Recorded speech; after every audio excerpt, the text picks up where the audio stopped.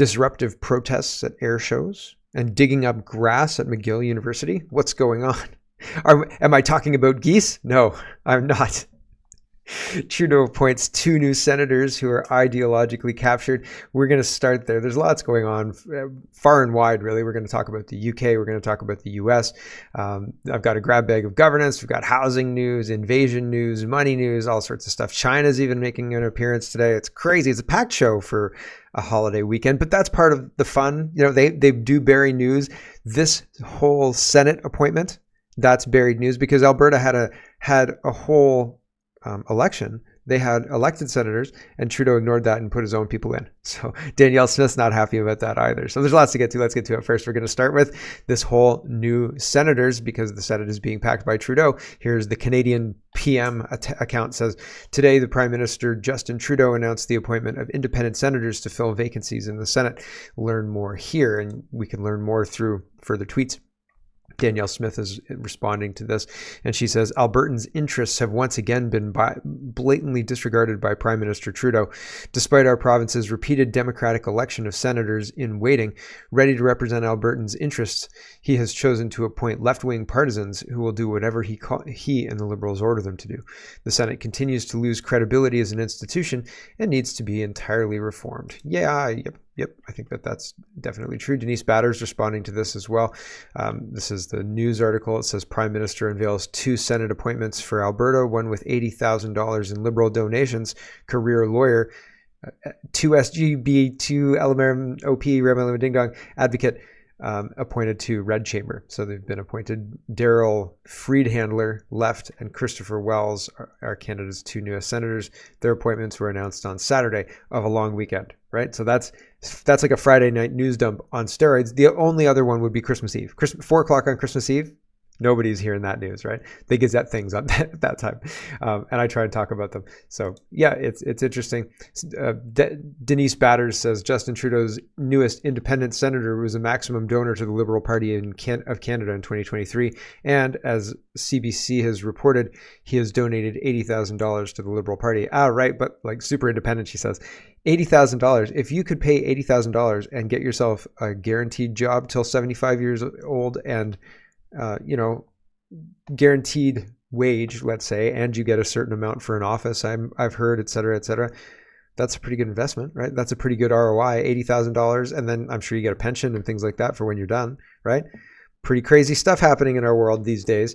So Denise Batters was actually also linking to another one of her tweets, which links to Andy Lee, and Andy Lee's the one who found out about the $80,000 in donations. Andy Lee says, "Come on, Daryl Friedhandler, come on down. You're the next contestant on The Price is Right." So she's saying $80,000 in donations, and you get to set an appointment, right? And Denise Batters says Justin Trudeau's newest independent senator was a maximum donor, very independent. Same thing. So Melissa is responding to this. She's clipping Dr. Wells' image. I don't know if it's from Twitter or for somewhere else, and it's got a criminal who's attacking an LGBT person, but the shadow is a Nazi attacking a Jew. And so that's an interesting way to frame the world. Melissa says, yikes, this is the senator that Trudeau just appointed from Alberta. Welcome to Trudeau's Canada. Yeah, yikes, indeed.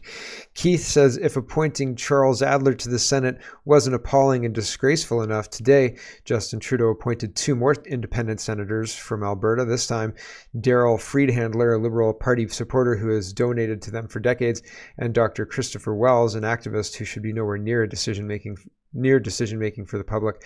The Senate needs to be abolished, as Charles Adler said himself, and Justin Trudeau is stacking it on purpose on his way in true undemocratic fashion. Absolute scum. So I think he means on his way out, like he's leaving the job and he's stacking the Senate on the way out. Ryan Garrettson says, Justin Trudeau appointing people like this to this Canadian Senate highlights just how unwell he is. I can't believe this is real life. We have a malignant, narcissistic sociopath running our country, and there are people who are still okay with it. And this is Dr. Christopher Wells. He says, there are no conservative parties left in Canada. They've all been hijacked by far-right extremists. And so there's a conservative guy doing donuts on an LGBT crosswalk, and somebody says, oh, Pierre, another conservative who cares for the children. And like, I'm not even sure what this comic is trying to say. I'm so confused. Oh, she's saying that he cares about the children. Yeah, it's just very, the comic is bad, poorly drawn, not very clear, ridiculously bad. Ryan Garrettson says, well, Justin Trudeau goes ahead and rewards another ideological madman. Christopher Wells was just appointed senator. Trudeau is stacking the Senate with unhinged lunatics. Yeah, here's some more from Christopher Wells. The far right movement is organized and well funded. They're coming for your schools, and the consequences will be dire for anyone who is not white, cisgender, or heterosexual. They use the language of parental rights to sow division and promote discrimination. What? Don't be fooled. So-called parental rights are a dog whistle for an explicit anti-gay agenda, which is focused on banning books, restricting access to inclusive curriculum, and targeting trans and non-binary youth in schools. Well, yeah, I do think that there should be limits on sexual content in public school libraries. Yeah, sure. And it's funny that the way that they're framing that makes that sound bad, right? And it's not bad. You should protect kids from things like that will distract from their learning, et cetera, et cetera. So that these ideological people are being put in place to ram through Bill C-63 and to whistle past the graveyard when arrests UK style start happening in Canada. Hope I'm wrong. Super hope I'm wrong. So here's CTV News says, Trudeau's visit to Sault Ste. Marie wraps up with a tense exchange at Algoma Steel. So he showed up with donuts, and this guy is not interested in the donuts. And you can tell right away that he's not happy. Some people are saying this is a staged event. Other people are saying it's not a staged event, that it's real. Who knows? I'll let you you decide what you think. Here we go. Hey, I'm just well, we got donuts over here if you want to thank you for your hard work. I can bring some for my kids here. Okay. The 25% tariffs we just brought in on Chinese steel is going to help you out. That's going to keep my job, yeah. What about the 40% taxes I'm paying? And I don't have a doctor? The $400 million that we invested in the card means you're going to have a job for I think you're only here for another year. We won't see you around probably another year. Well, that's what elections are for. That's right. And I look forward to everyone exercising the right to vote. Yep. Basic choice. We're going to invest in you and your job. I don't believe you for a second. Dental care? Do you know anyone who got dental care? Yeah, I pay for it myself. Okay. We're like 3 years behind. You have a job and coverage? Yeah, but we four got people seniors. in my family. We've got Every time we go for a dental visit, it's costing me about $50 in my pocket per person. Okay. Why? I have a good job. You're not really doing anything for us, Justin. Well, actually, we just invested, so 500,000 people who haven't been to the dentist got to go to the dentist over the past few months. Probably like my neighbor that doesn't go to work because she's lazy. You know what? Doesn't go to work. She lives the same life I do. Most Canadians try to stick up for each other, and that's what we're going to keep doing. Yeah. Good luck and take care of your family, sir. No, I'm good. Thank you. All right. Have a nice day. Have a good day, sir. So part of the exchange, he was saying that when I go to the dentist, it's $50 out of pocket per each one of my family members. Why do I have to pay that? And he says, I have a good job. And I mean, like, if you have dental insurance like for your job, even so, like, you may have 80% coverage. It's very common to have 80% coverage. I was a union steward for a while. And so, like, even within 80% coverage, that might not even cover the 80% realistically, because sometimes unions would play games. They'd say, listen, we're going to pay the 2017 rates. And you'd say, well, it's 2024. And maybe you're renegotiating a 7-year contract or something like that, right? And they say, we want to pay the same rates we were paying like the last contract, right? And it's like, well, the rates are difference between 2017 and 2024 are different. And so we need to make that normal. But until that catches up, you're paying extra, right? And so, like, that's interesting. It's interesting to me. And like, you have to pay out even if you have a job that covers some, and not all jobs cover all. Some do, I guess. And like, you're lucky if you have that, I think, right? So, but I think that's a weird argument to make. It's not the government's job to care for your teeth. Now, the other part is, he says 40% taxes with the GST and the carbon tax and the tax on tax, et cetera, et cetera, et cetera. I think somebody was saying if he's paying 40% tax, then he must be making $100,000 a year. How is he not making ends meet? And number one, I think we all pay 40% tax on everything, regardless of what our income tax is, because of all the layered taxes that we pay. And number two, if you've got $100,000 a year job, let's say, but your job requires the factory to be running. And what if there's not enough work? So I've heard a lot of people talking about there's not enough work to run the factory. So sure, you might have a great job on paper. They were desperate to get you because they needed your expertise to put out the product and so on and so forth. But it's been slow. So it's slow, right? Because productivity is down, right? And so productivity is going to decrease. Why? Because carbon taxes are inflationary and we're not competitive really, right? And so yikes. Right, that's not so good. And I've got more on the employment stuff in the grab bag of governance stuff. But it's interesting. Paul says anyone paying 40. Oh, here it is. Anyone paying 40% of his salary on taxes is earning over $100,000 a year. If that's the case, how can he not make ends meet in Sault Ste. Marie? He thinks it's a setup because of that, and I think that maybe the details of the job are such that it's slowed down. And the reason I think that is one of the tabs I'll read for you a little later in the show talking about that. Questionable. Well, hold on. I'll see if I can find it right now. Here it is. Table Salt says, I applied to over 200 jobs and didn't get a call back. We're about to be homeless. Welcome to Canada in the second half of 2024. I've never dealt with this before. My husband is a millwright apprentice, for context. He has a job with the millwright union. There's so little work that he has worked a total of 90 hours since the beginning of summer. So little hours that our EI ran out. Side note, I just got out of college for carpentry and had an unpaid work placement and got a job through that, but it's low salary. I can't cover our bills and rent on $18 an hour no matter how hard I work. But that's not the point of this rant. Before I was hired, I applied to over 200 jobs. I've been working since 14. I'm 26.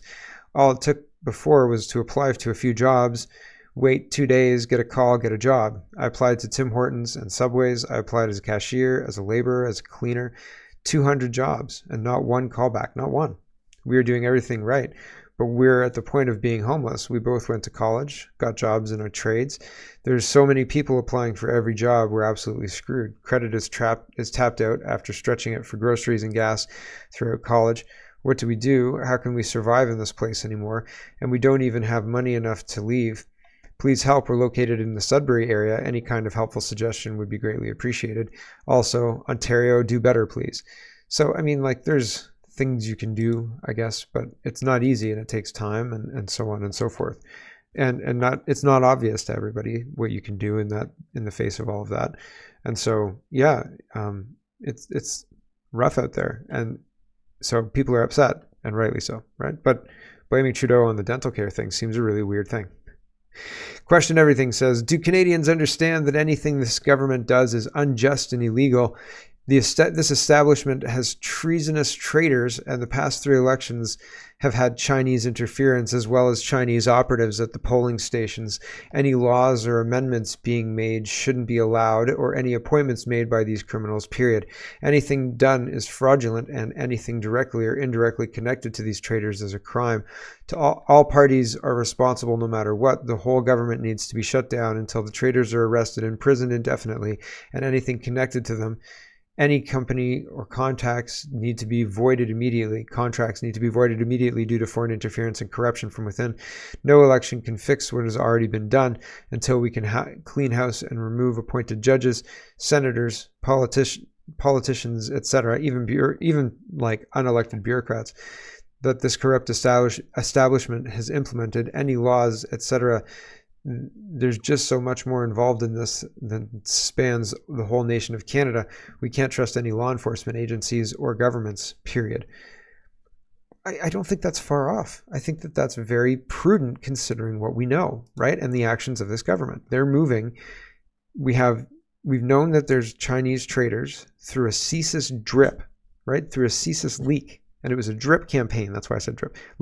Drip campaign. Because they wanted it to be as impactful as possible. And a year and a half after that, bubkiss, absolutely nothing. Are you kidding me? March 23, drip campaign starts. I think May 23 it was over, right? And they were saying, the real problem here is leakers in CSIS. And since then, nothing, right? Not even Poilievre really talking about it all that much. And no strategy to fix this problem. Is the Conservative Party as compromised as the Liberal Party? Are they taking Chinese money too? Right? Prove that you're not. Adnan says, citizens of the Western world, did you know that our countries are not being run by the people we elected? They are being run by globalist organizations, the WEF, the WHO, the United Nations, and assorted globalist billionaires. They don't have our best interests at heart. Sad but true. Yep. I feel like that is very true. Very, very accurate. Let's talk about housing and invasions. True North is reporting despite the federal government walking back to the amount of temporary foreign workers, it will admit in certain regions, Canada could still break record numbers this year. So, oh yeah, we're going to wind back those temporary foreign workers in record numbers. No, they're not. They're bringing them in record numbers. They're not winding them down in record numbers. It's crazy. And so Canada likely to surpass 2023 number of temporary foreign workers despite new restrictions. So they made these restrictions knowing they could continue doing exactly what they're doing now. Table Salt says, here we go. Toronto Builders Association calls for immediate government action. Only 287 new condo units got sold in July, 81% below the 10-year average. 287. Huh. I mean, I guess you could get your free land in, Guelph or wherever else they're allowing these legal encampments now. Guelph just did a public use bylaw, and there's places where you can't have encampments, and there are places where you can have encampments. So you better get your free land quick, right? Get in there, get your tent, make sure there's somebody there, like armed, so you can protect your new property. Bingo, bango, bongo, right? You've got one of the best new shanty or best locations in the shanty town. Unbelievable. That's Canada, right? That's Canada. So yeah, 287. Last month was, or no, last year. I want to understand the timeline. This is July. This is comparing Julys from 2015 to 2024. So yeah, that looks concerning, right? Like if that's the dipstick for Toronto real estate 2024, yowza, right? So 287 in July of 24, 882 in July of 23, 1352 in July of 22, 2037 in July of 2019, and 2018 is above the average, doesn't have a number. 1315 in 2015. So 2022 and 2015, things were cooling off a little bit, but 2016 to 2021 were absolutely rocking for condos, right? And 2024, zip, unbelievable. Like that's a huge fall off. If you acclimatize to the 2017 or 2018 number, then things look okay until 2022. 2023, you're like, oh man, because 2023 is half of 2022. Not quite, but functionally, right? Because the main guys get a lot of that business. So it's the overflow that the people are working on. So like the excess is not that much. And 2024, I mean, condo is not even part of your business, right? Like, holy smoke, that's wild. That's absolutely incredible. Blonde Finn says, serious question, do they have guns in Ireland? Paul says, disgusting scenes as foreign gangs riot in Dublin. Illegal migration is destroying Ireland. So this is what's going on in Ireland. And people are concerned about Order 66. Like what's going on in Aurora right now, people are concerned that that may be a broader problem. And if that happens, do you think law enforcement will act? I mean, they didn't act for Aurora, right? Nobody's done a darn thing. So, and everybody keeps blaming everybody else, but nobody does anything to stop it. The bikers are on the way. We'll get there later in the show, but the bikers are on the way to stop it. Unbelievable. Here is what's going on in Dublin. I don't know if you can see it properly, but here we go. Olha a briguinha.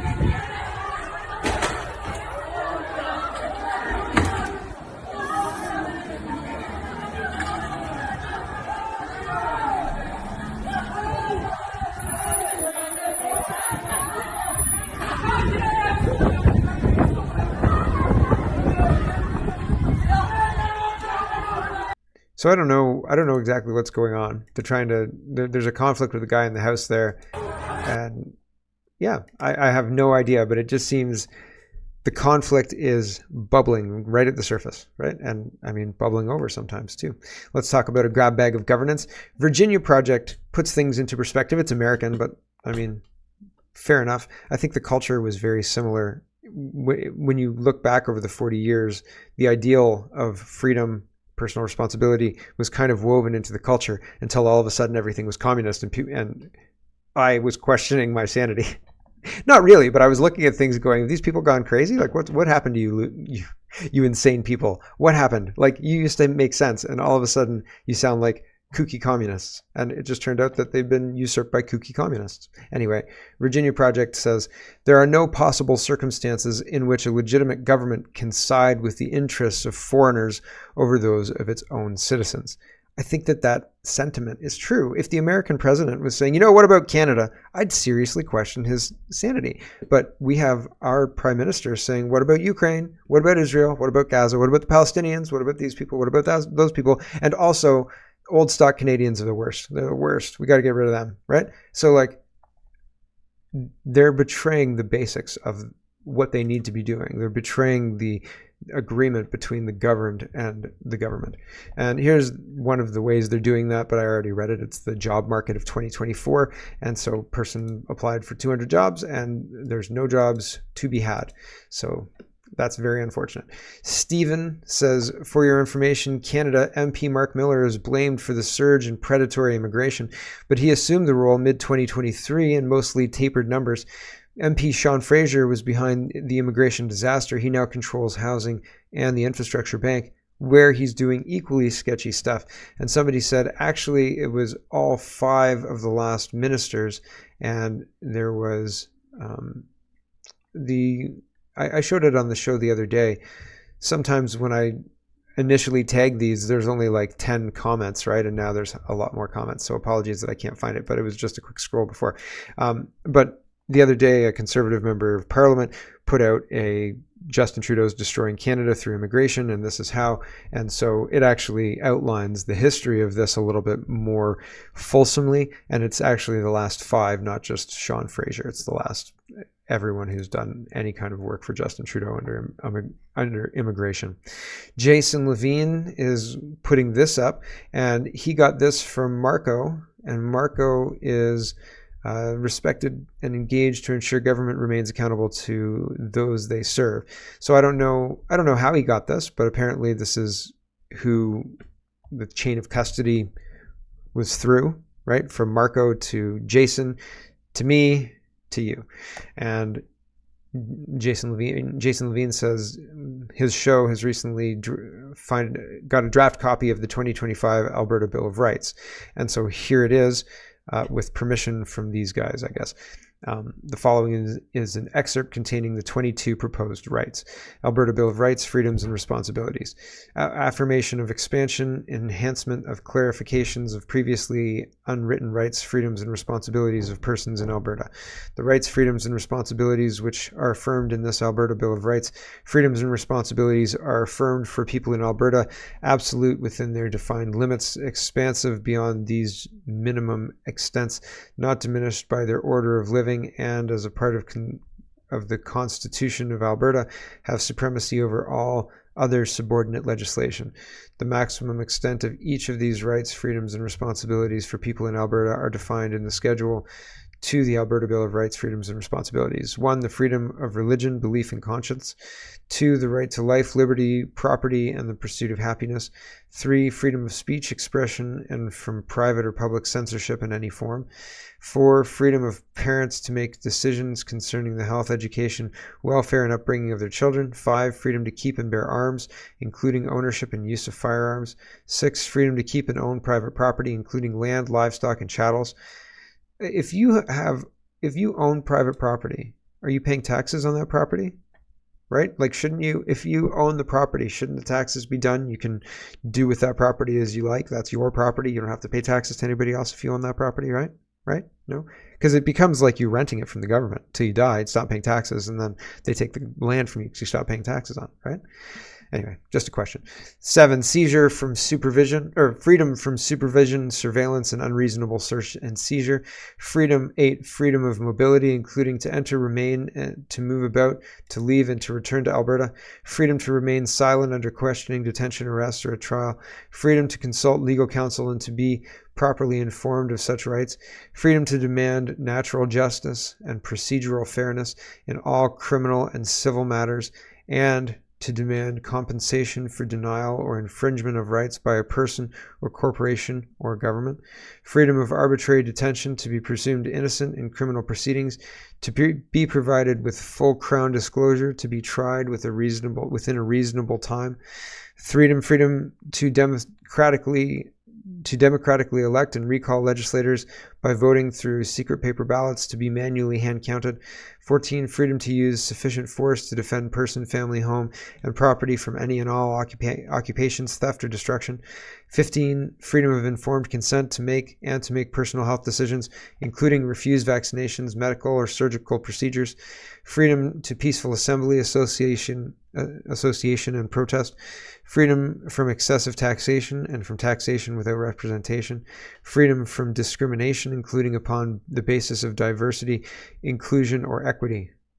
That's a little bit suspect, don't you think? 19, freedom for access to financial services, to good and services, and to conduct commerce via bills of exchange. Freedom to demand a dependent public inquiry into the conduct of legislators, judges, and other government appointed officials. Freedom to access government services and government information, and the right to official languages. And that's according to the Premier of Alberta. Now, take it with a grain of salt. This could be incorrect. This could be misinformation. So this is not final as far as I understand it. It's just a teaser for when they actually release it.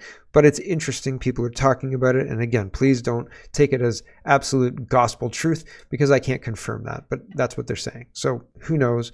Seems like some eyebrow-raising ones on there. Some ones that you would expect, but some eyebrow-raising ones too, don't you think?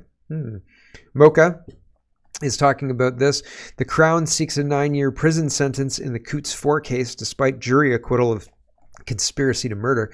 Malicious prosecution, says Marco H., former town councillor of Fort Macleod, who himself is facing sentencing that could jail him for up to 10 years over mischief for his alleged role in organizing the anti-COVID mandate protest 2 years ago.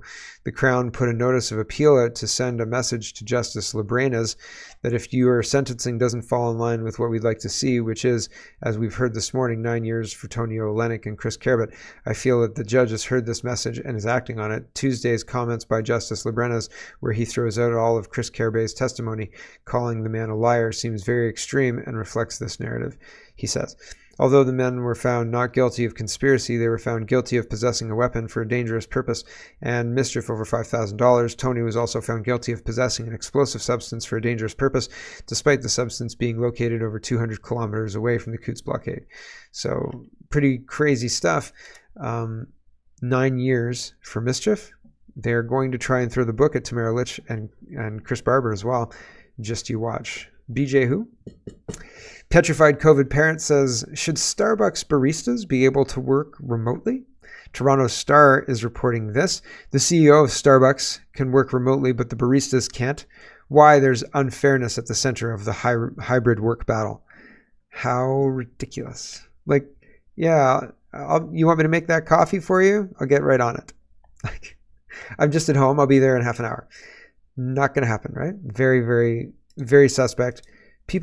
Are people this dumb? I guess people are this dumb. Like, it's not plain obvious, but I guess these are the same people who are not sure what a woman is, right? So here is an injection on the street after the guy picked up his needle at the injection site, and he injects himself, and then he goes on a dance party. So it's pretty sad to see, really. Here we go.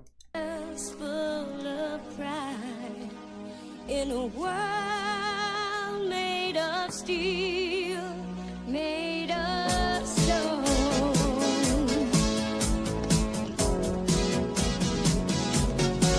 What a feeling, keeps believing. I can't have it all now, I'm dancing for my life.